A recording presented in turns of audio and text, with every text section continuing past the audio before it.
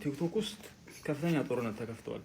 አስተውላችሁት ከሆነ በንጉስ ቅዱስ አደናይ እና በንጉስ ቅዱስ ጆን ዳንኤል መካከል ከፍተኛ ጸብ አሁን አሽሙር ደረጃ ላይ ነው ያለው።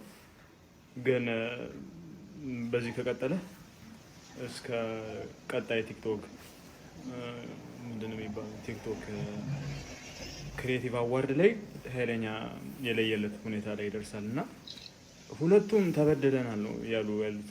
ጦርነት ሁሌ ሲጀምር እኔ ተበደልኩ ተብሎ ያም ፎሎወር እያደረጉ ሪፖርት ዘመቻ ተከፍቶብኛል፣ እዚህም ሪፖርት ዘመቻ ተከፍቶብኛል ነው የሚለው።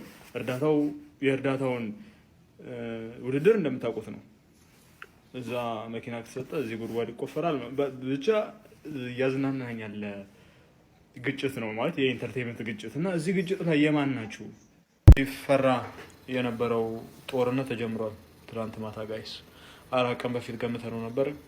በፍጥነት ነው ዲቨሎፕመንት እየተካሄደ ያለው።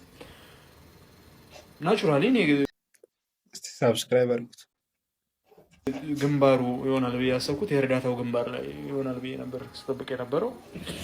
የጃኒ ገላ ላይ ተጀምሯል ጦርነት በንጉስ ቅዱስ አደናይ የመጀመሪያ ቃታ ሳቢነት።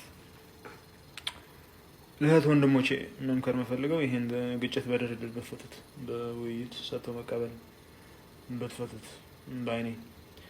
ምክንያቱም ይሄ ግጭት ከቀጠለ ብዙ ስክሪንሻት እና ቪዲዮ ወደ መላቀቁ ሰው ነው። እናት ወንድሞቼ ይህን በድርድር ፍቱት። ካልፈታችሁት ተስበን ወደማንፈልገው ግጭት ውስጥ እንገባለን። ከገባን ህዝባችን ይበተናል።